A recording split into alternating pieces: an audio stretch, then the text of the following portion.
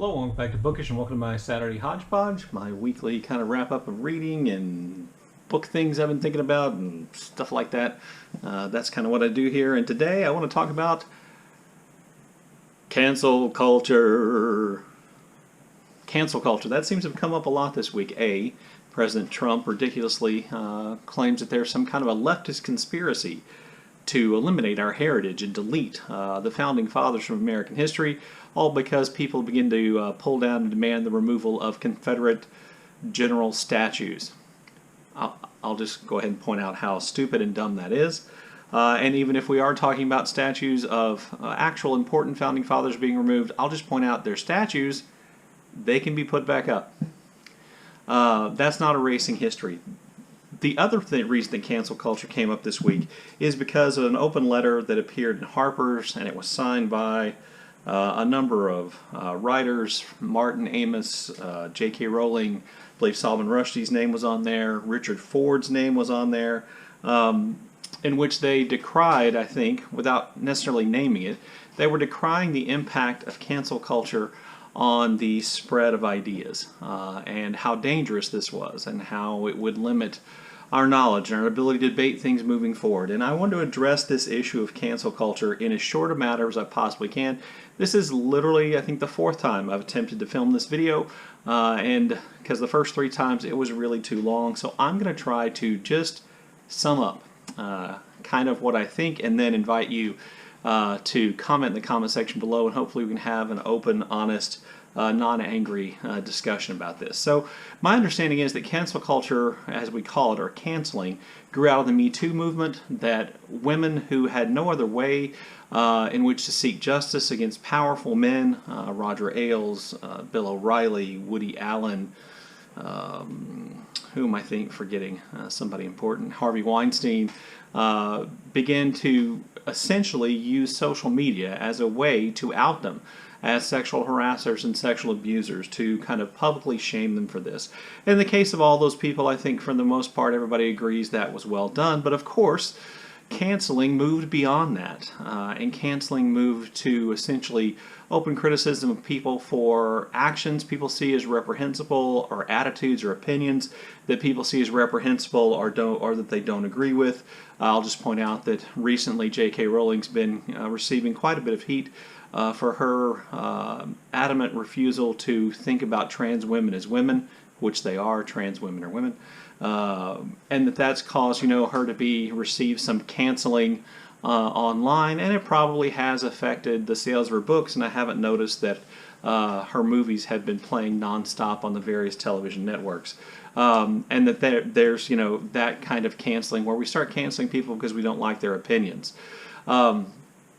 That, I think, is the canceling that the authors of the letter are talking about. Canceling that affects them, but of course they want to frame this as though it is a much broader problem. And so in the letter, and I'll just read you the letter, they say, more troubling still, institutional leaders in spirit of panic damage control are delivering hasty and disproportionate punishments instead of considered reforms. Editors are fired for running controversial pieces by their employers. Books are withdrawn for alleged inauthenticity by their publishers. Journalists are barred from writing on certain topics by their editors. Professors are investigated for quoting works of literature in class by their institutions.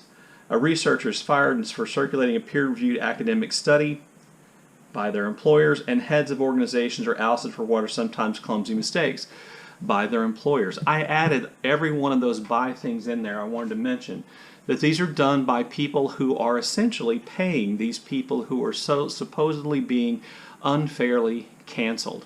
And what they're suggesting is that this canceling has an unhealthy effect on writers and creative people who are afraid to write or publish things, and then all these other people who are afraid of losing their jobs if they make a mistake, if they publish something that's controversial, if they are caught circulating a study that appears to be controversial or wrong in some way, that all these people are losing jobs. There are a couple of things I want to talk about with canceling moving forward. First of all, there's a difference between canceling and bullying.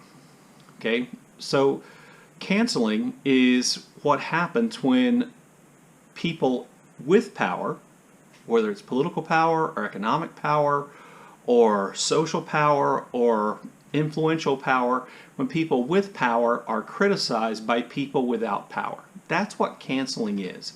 That's really what it is. It's not bullying. Bullying is when there is a difference in power, when the people with power are bullying the people without power. That's what we're talking about. Now, you may say, well, the mob and all this large group of people have power because there's so many of them and they're bullying. But do they have a lot of powerful, non-criminal celebrities really been canceled? Has J.K. Rowling really been canceled? Is her publisher not going to publish her next book? Or hundreds of thousands of people not going to go out and read it? Has she been deplatformed, forced off Twitter or other social media? No.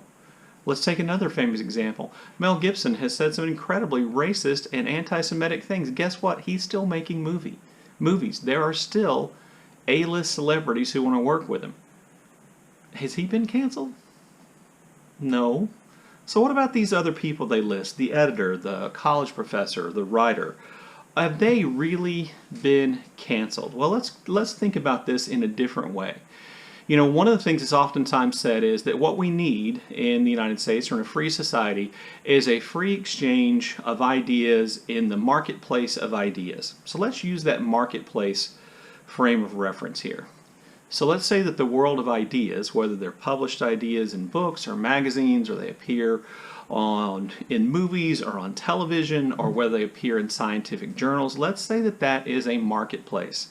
In a marketplace, you have producers. Those would be the creative and scientific people producing that information, and you have consumers, the people who consume that information. This marketplace is no different than a marketplace for cars. In the marketplace for cars, consumers decide what cars get made, which cars are successful, which car makers make money, which cars shouldn't be made anymore, because it's a marketplace, and in the marketplace, consumers have power. Consumers are king. This is the same thing is true in the marketplace of ideas. In the marketplace of ideas, we as consumers get to decide what we like, what we don't like, what we think is important, what we don't think is important, what we think is good, what we think is bad, what ideas we think are reprehensible, and which ideas we don't. We get to do that. We do. And like the regular marketplace, our decisions oftentimes affect people's money. And I can't help but think that some of the people who signed this letter are more worried about their money than they are about the free exchange of ideas. Because here's the thing. Creative people, people who work as editors, college professors, scientists, reporters, these people are paid by us as consumers when we buy their magazines, their books, their newspapers, when we give money to colleges that fund their research grants. We are the consumers. We give them money, and they depend on our money for their livelihood. As a result, you and I should have control over which ideas get supported financially and which don't. So think about the editor who's fired for running a controversial article. That editor is an employee of that magazine or journal, which is published by a company. That company is in business to make money. If they have an employee who costs them a lot of money, are they not within their rights to fire that employee? A publisher. Publishers choose to pick up and publish books. They invest money in publishing that book. If the book and the author turn out to be controversial, if they turn out to be plagiarized, if they turn out to be inauthentic, if they turn out to be offensive, does the publisher not have a right to no longer or choose not to publish that book? Do they have to publish a book that they know is controversial and they know may hurt their business? Of course not. Nobody would suggest that that was true. Colleges. Maybe think, well, college professors are surely different. College professors aren't businesses. Well, aren't they?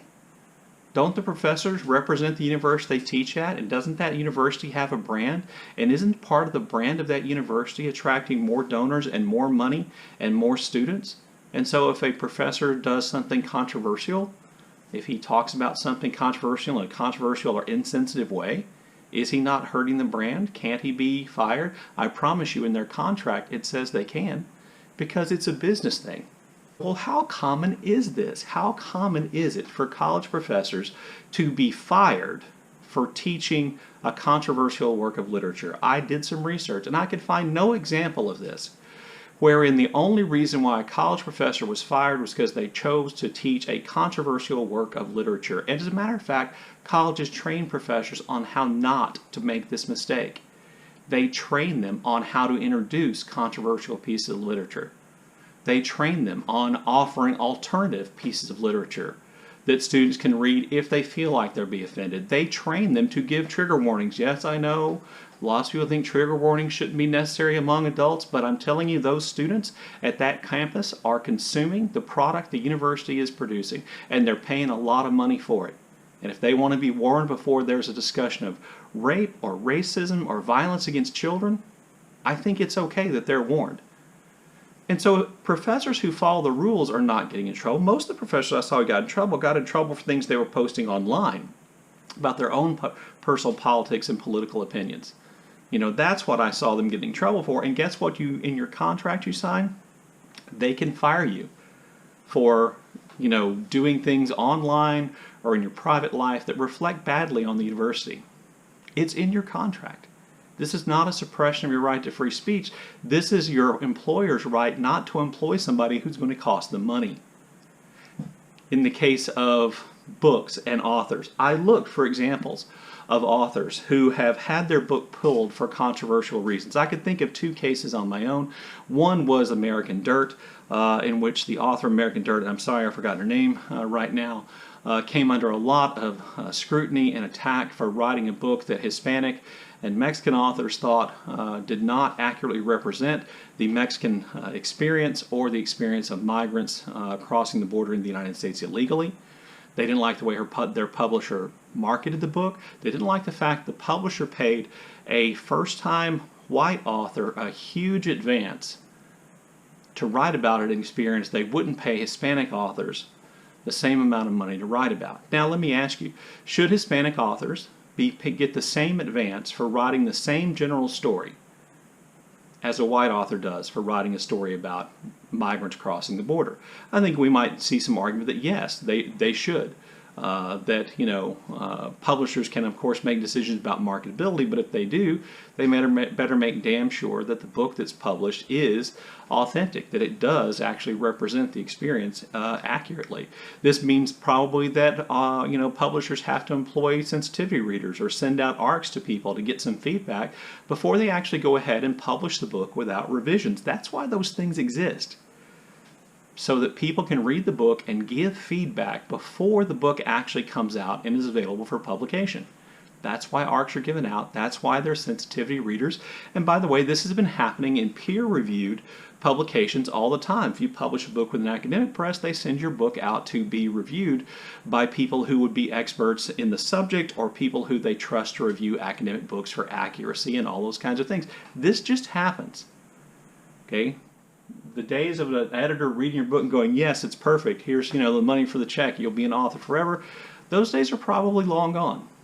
And cancel culture didn't bring them to an end. There's also the case of a young author, and I believe her last name was Zhao. Her first name was Amelie, her name was Amelie Zin Zhao. In 2019, she had a book that was due to come out. I believe she'd signed a three-book deal with a publisher to publish a YA fantasy series, and the first one of those books was called Blood Thief. The ARCs of the book were sent out, and some of the people who got ARCs reported back that some of the content seemed to be racially insensitive. And so before the book was published, notice, before the book was published, Ms. Zhao withdrew the book from publication, and she wrote an apology in which she explained how it came out that it was racially insensitive and that wasn't her intention. That happened in January of 2019. Her book was published in November of 2019. She made revisions, she listened to sensitivity reviewers, she published her book. She wasn't canceled, and her book wasn't canceled. She altered her book to make it more palatable to consumers. That's business. But I'll point something out to you about both of those cases that I talked about, American Dirt and Blood Thief, I believe was the name of the book. Okay? In both of those cases, the canceling was really aimed at the publisher. trying to get the publisher to do better, to be more careful about representation and to be more careful about sensitivity. And we as consumers have the power and the authority and the freedom to do that. One of the things that I found most interesting in the letter that was written in Harper's is this statement, which I'm going to go ahead and read to you now. Let's see if I can find it. It says, the authors of the letter said, the way to defeat bad ideas is by exposure, argument, and persuasion, not by trying to silence or wish them away. Well, that's a pretty fine line. If I criticize J.K. Rowling's opinion about trans women, and then I choose not to buy her books, and I lead a boycott of her books because I'm not happy about her, or I think her opinion about trans women is bigoted, I'm not really silencing her. I'm just encouraging people to not buy her books. That's not the same thing. And criticism, which is really what canceling begins is exactly what they say is needed. We need to expose bigotry and racism and hateful behavior. Those things need to be exposed, not hidden, so that we can really know what the character of the people we're giving money to is, so that we can really know what the controversial ideas in a book are, so that we can read them knowing all this stuff. That's what we're talking about. That's not canceling. So that then brings me to canceling as it exists on social media. But I'm an old man, I'll be honest with you. This is one of the areas where I struggle the most, because social media didn't play a big role in my development of and my idea of who I am, because I'm too old for that to play an important role. I'm not suggesting that for young people that's not legitimate. I'm just saying, for me, I have a hard time, I kind of struggle with taking that kind of canceling seriously. But of course it is. And here is where I think it's different. I'm going to stop calling it canceling and calling it what it is, and that's bullying. Bullying isn't canceling. Bullying is when a group of people with power pick on somebody with less power. That's what bullying is. So even if my channel had 50,000 subscribers, if 3 channels with 30,000 subscribers each decided that they wanted to ostracize me for something they believed I said, or for something that I might have actually said, or for some opinion I had that I didn't like, that's actually bullying. Because the power disparity isn't there. Okay? And that is where, that's the thing we need to be careful with. Not worrying about, to me, the expression of ideas on a grander scale, but how this works itself out on the individual human scale, because there are people who've invested a lot of who they are in their online social media presence, in their YouTube channels and other things.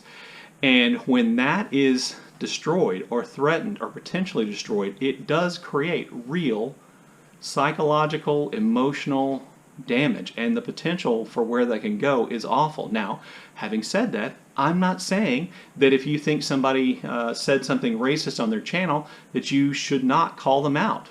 I think they should. I'm not saying if you find out that somebody with a YouTube channel is doing something you find reprehensible that you have to keep following them, and that you can't explain maybe why, or talk about why you're not following them and can't support them anymore. You're free to do that, but there is a fine line that we have to be aware of. But that's a fine line that you and I as individuals have to be aware of. And anyway, there you go. There are my opinions about cancel culture, and now I'll shut up about that and talk much more briefly about books. One of the reasons why I'm going to talk less about books than anything else is because I didn't get a lot read this week. I did finish Underland by Robert Macfarlane, but I can't talk about it because this is one of my BookTube Prize books. Today, when you're watching this video, I should be able to start Catch and Kill by Ronan Farrow, which is the 5th of my BookTube Prize books, which I hopefully will finish this coming up week, giving me 2 weeks to finish the last. I have been buddy reading Going After Cacciato by Tim O'Brien with Mark Nash, and I've been really enjoying that buddy read a lot. Always great to do buddy reads, and great to do buddy reads with people that are a lot smarter than you, like Mark is with me, and like everybody I think I've ever done a buddy read with. But I'll be honest with you, I am a little disappointed in Going After Cacciato, and I don't think that's entirely fair, but I can't help myself. I have about 80 pages to go, one of the last sections that we're going to read together to go, and for me it's only disappointing because it's not quite as good as the other Tim O'Brien books I've read. I've read In the Lake of the Woods and The Things They Carried, which I thought were just stunning and excellent. And this only, is disappointing by comparison so far. And it may be that in the last 80 pages I changed my mind. Also, I embarked on the read-along that Jason over at Byways in Bookland is hosting of Umberto Eco's Foucault's Pendulum. It's Friday when I'm filming. He's already posted his video about section 1. It covers the first 180 pages. I'm on page 111. I'm behind on that read-along, but hopefully can catch up today. I will say, thank you, Jason. At least motivation-wise, this is as far as I've ever gotten in Foucault's Pendulum, so hopefully I'll get through. Also, this week, my wife was doing some cleaning out and rearranging. Her daughter got married, and, we both, I think, had to accept the reality that she's not going to move back into the house and live with us anymore. So my wife's been kind of turning her room into more of a guest room and moving stuff around. And in the process, she discovered some old books that she'd gotten from her grandmother, and I just thought they were kind of cool looking. So I wanted to share them with you. One is this book here. It's called The Toiling of Felix by Henry Van Dyke. This is a religious book. I haven't read it of some kind. It was published in 1913 by Charles Scribner's Sons. Not sure if you can read that. It's got these art plates in it, and the whole book is well, if it's an older book, we might call it illuminated. The manuscript is like in these little boxes, and there are other art pieces throughout the book. I really thought this book was really cool looking and old. I did do a real quick check to see if it was valuable. It's not. And then, kind of something I thought was even in a way cooler was in the box of books that she got from her grandmother were 2 books of the works of Macaulay, the 8-volume massive collection of works of Lord Macaulay, who I've never read. But when I opened these, I was really impressed because A, they're beautiful, gilt edges, leather tooled covers, and unless I'm, just missing where the copyright page is, these books were published in 1866, which would easily be the oldest books I own. I wish I owned all 8 volumes, but I don't. There is some foxing on some of the pages, like the cover page and stuff like that. But then in the actual book, there's a lot less, and the pages and spine are so stiff, I'm not sure this book's ever actually been read or opened. Anyway, I looked this one up, and it's not particularly valuable either, but I just wanted to share those with you because I thought they were cool old books, and I almost never have cool old books to share. Anyway, there you go. That's my Saturday hodgepodge / rant about cancel culture. Please leave me comments in the comment section below. I'd love to discuss this with you and to hear your opinions so that my opinion can grow and get better. As always, thank you for watching.